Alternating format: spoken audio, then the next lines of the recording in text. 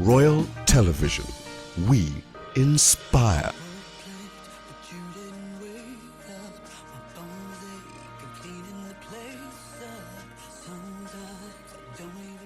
Welcome to another episode of 100% Woman around Fam 95.1. I am Temitope Oluleye. Today is one of our special episodes out of a special new series that has started about 5 to 6 months ago, called Marriage Unwrapped. It's actually a marriage centered program where we get to help marriages and to help resolve problems in marriage, try to provide practical solutions to problems in marriage. And the aim of the series is to help couples have a successful and long-lasting marriage. Divorce is what we don't want. So that is why this series was brought about. Now today we're having an episode out of the series called Marriage Unwrapped. And I'm so glad to have with me a special guest. He's featured on this series before, in the person of Pastor Samuel Babaude. He's here with me to discuss this issue this morning. And the topic we're looking at this morning is resolving conflicts in marriage. Resolving conflicts in marriage. So we will talk at length about this topic, and we'll get into this topic thoroughly, very, very, very well, because a lot of marriages do undergo conflicts and want to know how we can resolve them amicably without any unnecessary violence or without it ending in divorce. So my guest is a very dynamic and motivational preacher of the Word of God. He's also a counselor, and he is really, really vast when it comes to marriage and counseling. He's also written books. He's written a best-selling book called Sex Must Wait. He's also written a book called Partner for Life. He's also the pastor in charge of RCCG Good News Arena. I believe is that Ara. Oh wow, I like that name, Ara. Choir Polytechnic, Choir Province 4, and the assistant provincial youth pastor. Happily married, I must say, to a dedicated and blessed with wonderful children. You're welcome, sir, to the program this morning. Thank you very much. All right, so let's get into this topic: resolving conflicts in marriage. Resolving conflicts in marriage. One of my first questions I'm going to ask you this morning is, let's break it down. Let's break it down first. Let's start from what exactly is conflict. Okay, thank you very much. Conflict is part of life. In fact, it makes life beautiful, especially when handled rightly. Now, the word conflict is a serious argument or disagreement between two people. You say conflict is an Italian word that means to clash, to clash together. For example, if I clap my hands, it's going to make noise. If I continue, there'll be sound, there'll be heat. And now the same thing happens when there's conflict in marriage. It's just like a clash. There'll be noise, there'll be heat, and it's going to cause a lot of other problems.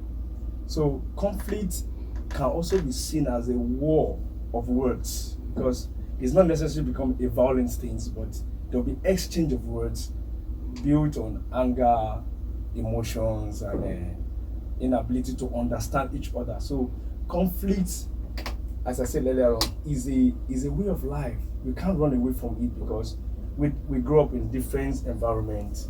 We have different orientations. We mixed up with different people. So our ideology concerning individuals are different. So we tend to clash most times. But when it comes to marriage, we must learn how to resolve conflicts amicably. So now, is it normal to have conflicts in marriage, or is it abnormal? Is it that the marriages that are healthy are the ones without conflict, and the ones that are not healthy are the ones with conflict? The healthy relationship actually have conflict, but they learn to resolve those conflicts amicably. So it's normal. Yes, it's okay. It's normal Okay. to have conflicts. It's normal. It's not my Because some might say, oh, I have been married for 30 something years. I have never argued with my partner before. Never. We have never had conflicts. Everything has been easy peasy. Everything has been rosy. Is it possible? Yes, based on understanding each individual. You know that this is how it's going to behave already. You already have a pre-knowledge of the person you're dealing with. That if I do this, she's going to react this way. So you already have an answer to the problem already. So if you are creating the problem, you know how to solve it. So that's why you hear some people say, I don't have problem in my marriage. It's because they have understand their husband or they have understand their wife. So you have to decide to understand your partner Yes. in order to avoid Not conflicts. to control them. Okay, can you break that down, please? What do you mean by that? You see, when you say control, Mm. okay, let me use the word remote control. Mhm. Now, when you're in the remote control, you press any button you want at any time. Hmm. We may be watching, we may be 5 or 6 people watching, but because you have the remote, you just, from cartoon, you change it to, you affect the rest because you have the remote control. But in marriage, it's not control. You try to understand the person.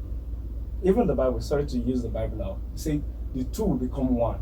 And it's not easy for two to become one because the two have different backgrounds, come from different lineage, cultural. So when you're coming, you're not coming to control somebody like is your dog, is your TV set. No, you're coming to understand the person, and the person will understand it. Then you will enjoy the marriage. But when you're just like, hey, come here, where's my food?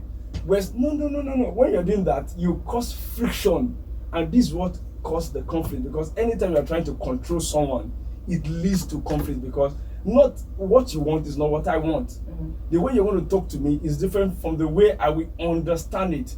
Maybe as we go on, we talk about effective communication because communication matters. In the way you communicate, determine whether you are controlling the person or you are understanding the person. But I do hear some people say this. Some people do say that, women are supposed to be controlled. You're supposed to be able to control your woman. Mm. Now, what would you say about that? Or your wife? If I'm to rewrite that statement, you are supposed to understand your wife or your husband. When you understand them, things work easily.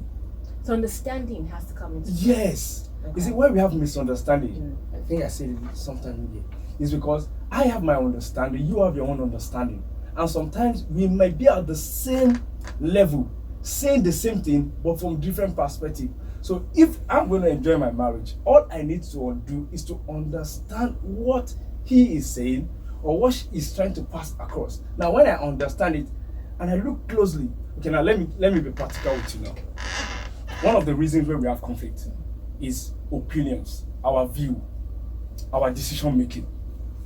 When we are about to pack from where we are to our own personal house, my wife, we collect a loan to complete the building. But somehow, God helped us. Somebody supported us and we finished the building. So the loan was there. She now said, no, you have to use this loan to get a car. I said, no, I disagree with her. How can I use a loan to get a car? The car, as long as the car is moving, it consumes money, fuel is going. And it became a conflict in the house. But one thing she did was that she did not argue with me. She made me understand why we needed that car. And of it true, we actually needed. And thank God I agreed to her. I agreed to that, and I subscribed to what she said. Because first, we live around Baboko that we just walked to the main road and get car from any direction. But now we are parking to somewhere in Igbejila airport. So to get a car, you are going to actually walk from the house to a particular junction, from one junction to another. Then the children's runs. And so when she made me to understand, no, we need this car. It's not actually a luxury or something taking our money, but it's a necessity. Now, I was able to calm down. If another person sees this, like. But do you know that they are because of the orientation, our staunch cultures, traditions, beliefs, and the position of a man, which of course I'm not debating that a man is the head of the family. Yeah. Some of the view that once what a man says is final. regardless of, for example, the scenario that you explained right now. Some would say, no, that is it. You're not using that loan to get to build a house. I mean, to buy a car. That is it. So shut up. That is it. Yeah. Now, but you said you had to listen. Yes. You know, Have now to when it understand. comes to both parties, now when it comes to husband and wife, how important is it? Because listening is not just listening. Mm-hmm. It's not just about just hearing what people say. Listening is different. It's different. You get every how word. how important is it for couples to really listen to each other? It's not just hearing. Hearing is different from listening. Yes. How important is for both parties, husband to the wife and wife to the husband? Very, very important. You see, nobody has all the knowledge. A little here, a little there. If I stand like, no, we are not going to, we are not going to use the money for car. It's not going to be easy. It's when we park there and I understand we actually need that car. So I was able to listen to her and get the picture that I was not seeing as the head of the family. Because sometimes you think because you are the head of the family, you can see everything. No, life is not built that way. That is why you need a supporter and helpmate. The Bible calls it somebody that can help you out in your decision, somebody that can add value to your life. So but when you are not listening and you are just hearing, you complicate issues. Maybe because men have egos. Oh, it's built with us. It's inside. It's natural. Okay. But if a woman actually wants to enjoin the man, and let me use that word control, and control the man, then you must know how to massage the ego of the man. Massage the ego. Yes. We have to get into the massage, the massaging of the ego very, very soon. We want to know how to massage a man's ego. So that is, if a woman can know how to massage a husband's ego, then conflict would really, really reduce in the home. So please, can you give us tips on how we can massage our men's egos? Thank you, Temitope. Now, number one thing is this. You must understand as a woman that the husband is the head of the family. Then put him where he belongs. Okay. Can you break it down, sir? Now, when this is the way the world is created or the way the world is formed, somebody always have to be the head. If all of us are the head, then there's a problem. And God actually created marriage, placed the man as the head. Now, it is your duty as a wife to place the husband there where he belongs. Give him the room. Allow him some time to make some decisions. The only thing you can do to make it easier is you can just, sir, I think if you do it this way, it will be better. If you disagree, allow him. When he fails, he will come back. Some of us I've realized personally that sometimes when my wife gives some advice, I will say no. But later I find out that this advice is working. So, and there's something we men, we have ego, as I said earlier on. We find it hard to say thank you, I'm sorry, and these are things that could have been very good to help the family out of conflict. When you accept your mistakes as a wife, as an husband, it will help the family to live in peace. Now, as I said, massaging the ego. First, you must put him where he belongs. And Yorubas are wonderful. There's a way you can, woo your husband. Let me use the word now. Yes, that make him feel like the husband. And when you do that, it eases the tension at home. One of those things where I was discussing with my wife, I said, the one thing I need from you is just peace of mind. If I have peace of mind, you get everything. I see some women forget that if the man is not at peace, everything in the house will never be at peace. And likewise, if the woman is not at peace, everything, including the soup, will not be at peace. The soup. Yes, there will be excess sauce in the place. Yes. In the food. So we should target peace in the family to get to eradicate conflict. But I said earlier on that conflict is part of life. Now, because I have more questions to ask you, I want us to quickly go to what are the factors that can contribute towards conflicts in marriage. Okay. One of the factors is that the personality, as I said earlier on, we become who we are because of some factors like our environment. The first where we give, where we are given birth to, where we grew up, the environment have something deposit into our life. Just imagine somebody that grew up in the UK and somebody that grew up in somewhere in Baboko, Ilorin. Look at the environment. The environment we actually a different. yes will affect the baby or the children. Then number two is the knowledge, because the environment is passing the knowledge, either good or bad. So this contributes towards conflict. Yes, you contribute to your personality. Because at the end of this, the environment, the knowledge, the experience you gain, the belief, the value, now will not affect your choice and your action. So if all this is not in place, the environment, the experience you gain, the knowledge, the belief, the value, and your choice, which in the long run affect your action, is wrong, everything about your life will be wrong, including your marriage. But when you have a good environment, passing good knowledge, now gaining more good experience, affecting your belief and your value systems, you now find out that naturally you live in a peaceful environment, in a peaceful home. But a lot of us can't help where we grew up. Just like you can't help the family you're born into. Yes. Except maybe when you grow older, then you can say, okay, this is the kind of environment I want to live in, or I want to create for myself. So what happens in that case? So how do you now tame your personality due to the environment you grew up in when you get into marriage? Or do you just say, okay, this is my personality and that is it, take it or leave it? Now, should I shock you? Some people don't even know who they are. If you ask some people, for example, like, what's your temperament? Do you know some people don't know their temperament? And do you know your temperament have some things to add or subtract from your life? Is either you're a sanguine, a melancholy, or a phlegmatic, or a choleric person. I just discovered there's another one now, supine. So is that a new one? It's a new one, SUPINE. Okay. Yeah, supine. It's also another form of temperament. Now, if you don't even know your temperament, your selection for who to marry will be a problem. This is really deep. But one thing, they say women will like money.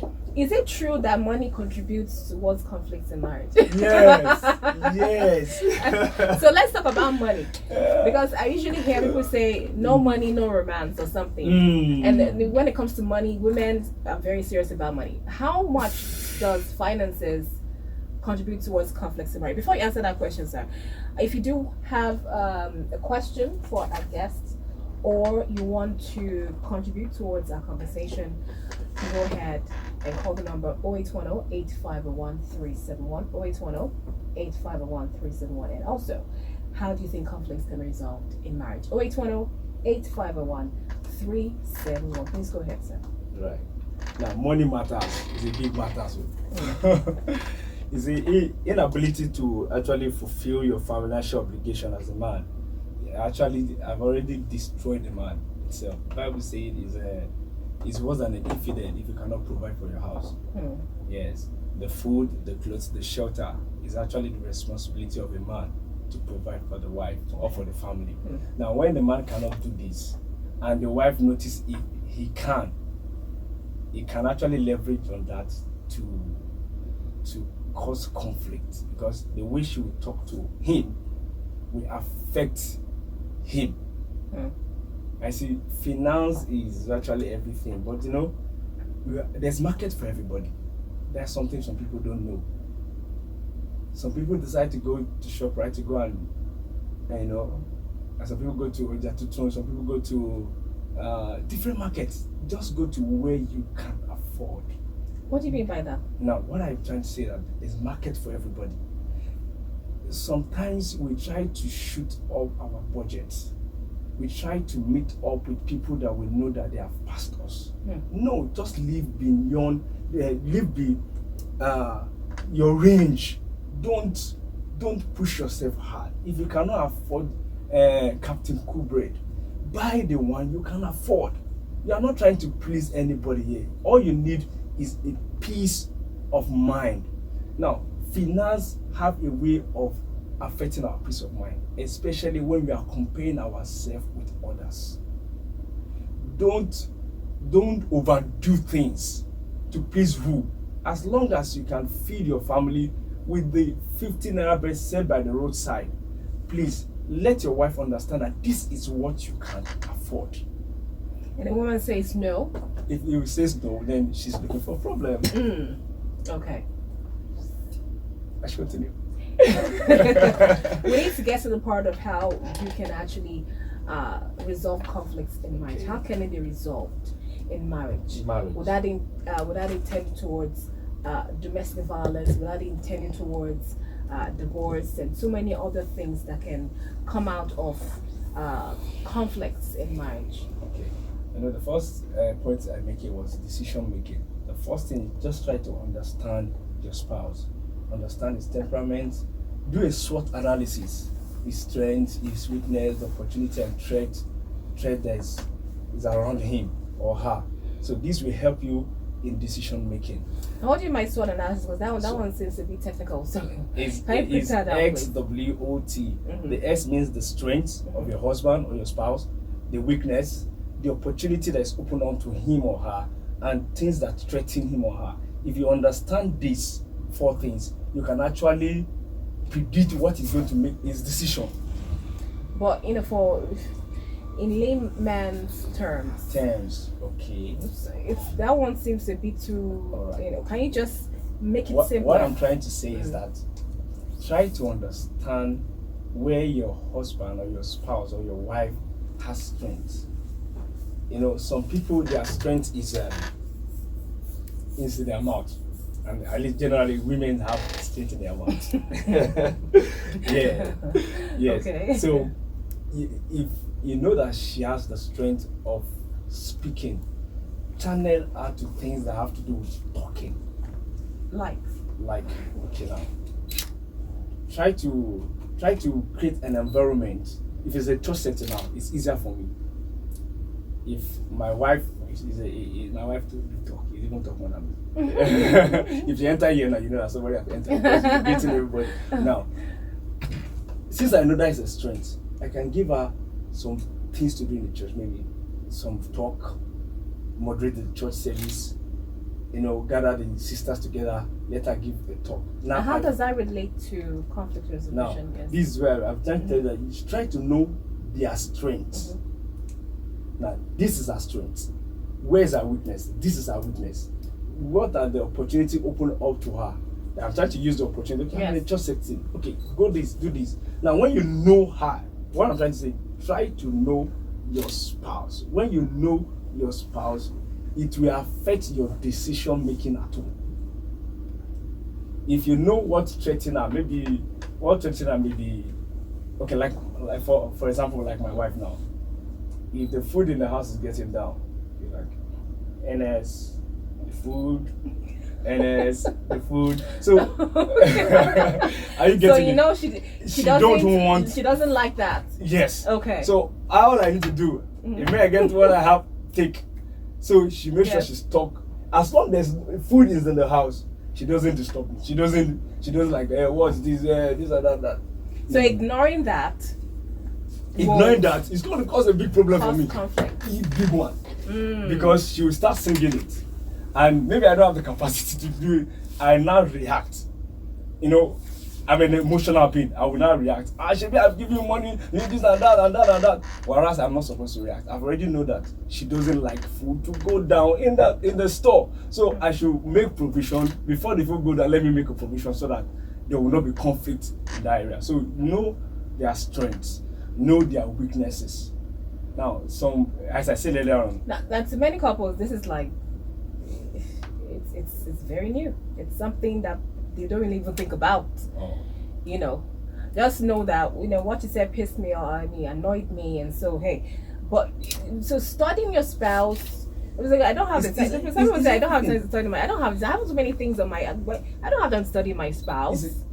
Yes. The problem is that when we are dating, we have times to communicate. We have times to take the person out. We sit down together. But ask how many couples still do that. Do you know that ladies still want them to be wooed and to be toasted and to be like, you're looking beautiful, I love your hair. Today, when you're coming out, she drove me out, she went to the office, she wanted to do something in the office. And I said, you don't even notice my hair. Your wife told you that? Yes, you don't even notice my hair. Okay. So you see, Yes. these are little things that we should know that when the time she do her hair, it's like, wow, cherish it. Because when you are cutting, you do cherish all those things. You notice her nails, you notice her shirt, you notice her scales. And so what happened? What happens Yes, after marriage? no, when you're married, When you now things just forget. change. Yes, it's not on supposed. both parts anyways, men and the Yes. wife It's not- and the husband. It's actually. not supposed. It's not supposed to be. Do you know that? I don't know your husband, but I know he should be taking you out once. He will be taking you out sometimes. Okay, how do you know that? Yes. Because if you don't take you out, you will affect you. There will be a conflict from that area. Do you know that ladies can actually give their husband money to take them out? They should know that they like it. It's not that the food in the house, there's no food in the house. It's not that there's no jollof rice in the house. It's not that there's no mama in the house. It's not that there's no soft drink in the house. But they just like it. Let just be me and you. Just go out and just Yes, just away from go out, the let's kids. go. Ask some men, when does the day held their wife? Just hold their, or give them a hug, or give them a peck, or even carry them. But when you are doing the courtship, you do all these things. You carry her, you spoil her when last. So they need this thing. If they don't want conflict, there must be effective communication. Tell her the way you feel. Tell him the way you feel. It is necessary. Mutual respect must be in place in communication. You should learn to respect your couples, your spouse. It's not necessarily you say daddy. My wife don't call me daddy. Call me NS. I call her NS. You give good names. Give names that people will want to decode. They can't decode it. It's only if you ask me what's NS tomorrow, I'm not going to tell you. I was about to ask you, Yeah. Yeah, you don't want to tell me. I was going to ask. I was like, but I know you won't tell me. I'm going to tell you. You know, but Yes. and in fact, if it's anywhere in the market, if I shout NS, you know that it is somewhere that is called. Okay. So make them feel okay, make them feel relaxed. Now, let me go back to the communication issue. The environment we have now is not even helping matters. The wife will leave home as early as possible, the husband will leave home as early as possible. They'll be coming in around 10 or around 8:30, 9:30. The next thing the man will ask, where's my food? Immediately he eats his food, he's going in, maybe watch TVC or one of these network news and all. So there's no relationship again. There's no because no communication, no relationship. Communication is what the blood is to the body. When you have effective communication, you have sweet relationship. You have sweet marriage. You have sweet wedding. Oh no, not wedding. No. Sweet. There's this. You flow easily, both verbal and not verbal communication. So this aspect is going out gradually. Some of us cannot even use our technology again. Send her text message. Receive the text message. She said, okay, she traveled to Port Harcourt 2 days ago. She sent one message and I was like, what? What is this? You now say it does a message, but they actually capture me. What he was saying was like, she had a very terrible dream about me. And I said, what? What happened? He said, no, I just want to, she targeted that anxiety. I said, I got you. You get it. Okay. So communication must be effective. Now, if we with don't the have example that you much gave, conflict. Yeah. it's nowadays both the husband, the wife, they both have busy careers. They're busy, or maybe if the man or the woman is into business, you have the kids to worry about. You have this to worry about, you know, and so many things to worry about. So, how do you not create that time for communication? Is it when you just want to get on your bed and just sleep, or when do you create that time for communication and really have that rapport and have that time together? I must confess, I noticed that the same thing was happening in my room. So I told my wife, we must have like at least 30 minutes to 1 hour. Let's just talk. Every day? Yeah. Okay. We can be on the bed, or it's just say something. What happened in the office? Oh, how did it happen? Just keep talking. You know, in the process of talking, she'll sleep off. But at least we're able to share ideas, relate, and communicate. But at times, you can actually, like Sundays is less busy. Just just stroll out. Leave the children at home. Another way conflict is the children. It causes conflict because some people, immediately they give birth to the baby boy or the baby girl, the child will not take the place of the husband or take the place of the wife. It's not supposed to be. Let the child. Sometimes my boy will come between us when we are sleeping. I will carry him, take him to his room, this boy's room. Yes. Okay. But if mother travel, all of them want to be in my room, no problem. But immediately she come back, oh yeah, you sister, your own room, your own room. So we should not allow the children actually to affect it. But that's the way we can just divert. You should create it. Everybody have 24 hours. How do you use it? Just create it. Maybe make a timetable or look at your calendar, circle a particular date. We're having a date here. Just do a reservation. Just work it out. Sometimes 5,000 naira can actually make your home heaven on earth. 5,000 naira. How? What do you mean? You see, when you create like, now I'm planning one already. I hope she's not hearing. I'm planning one already. Okay. Just to take her out. Maybe a reservation somewhere. I'll just a surprise. And maybe be there for 2 or 3 hours. Just you alone. That's what we used to do when we are courting. But it's no more there now. And these things have a way of affecting our relationship. Unknowingly. Unknowingly. Sometimes she has some things to discuss with you. But the environment is not permitting it. It's not quiet enough, it's not serene enough for her to just pour out her mind. But when you are there, you can resolve some issue. The last time you talked to me this way, I don't like it. Oh, I'm sorry. This is what I want to do. I'm sorry. You're able to relate, talk about your plans. This is what we should achieve. This is where we should go. And you're taking your coke. You're feeding her with the chin and the popcorn. Both of you feel relaxed. You invite peace into the house. She traveled like 3 days. I told you last week. I was missing her. To be candid, I was calling her, I was texting like, and when she came yesterday, there was nothing. But you understand, we have created that bond. That bond. Yes. We have a call coming in. Hello. Hi. Good morning. What's your name, please? Where are you calling from? My name is Mr. Adjorin from National area, Ilorin. Okay, go ahead, please. Yeah, I want to contribute to my contact towards that discussion with this president. Okay. I love the explanation of the president. Okay. And even what you, madam, over there know that more like caring.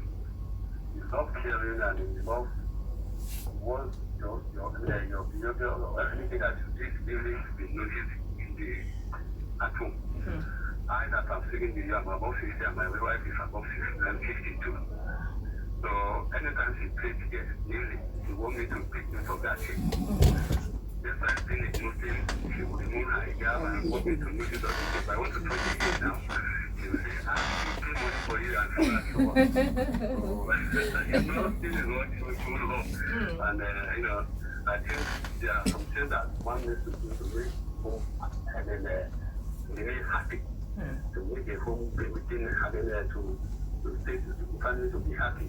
So this is what I'm saying. Thank you very much, sir. Thank you, sir, for calling. Appreciate your call. Thank you very much for your contribution. All right, just to round up real quickly, just tell us your parting words on how conflicts can be resolved in marriage. Right. Before I mention that, let me see, just list some other. Because we only have about 2 more minutes to go. Okay. Childlessness in marriage also can cause conflict. Sex of the children can cause conflict. How about in-laws? Oh, yes. Yes, they can cause conflict. But in-laws, try to manage them. Try to understand them. I wish we have time to talk about in-laws because they are very, very important. Maybe we'll talk about them the next time, the next episode. Yes. One of the most important one that maybe we're able to discuss is sex. Is another big way that conflicts arise in family. Well, my parting words is that I would love everyone to focus on peace in their marriage. and work it out. Nothing works except for workers. God bless you. Nothing works except Except for for workers. workers. I like that. Well, thank you very much, sir. I've been speaking to Pastor Samuel Babaude. And we do appreciate you so much for being on the program this morning. Thank you so. I mean, I wish you had more time, but we're out of time. Thank you very much. So that is it on the program this morning, 100% Woman.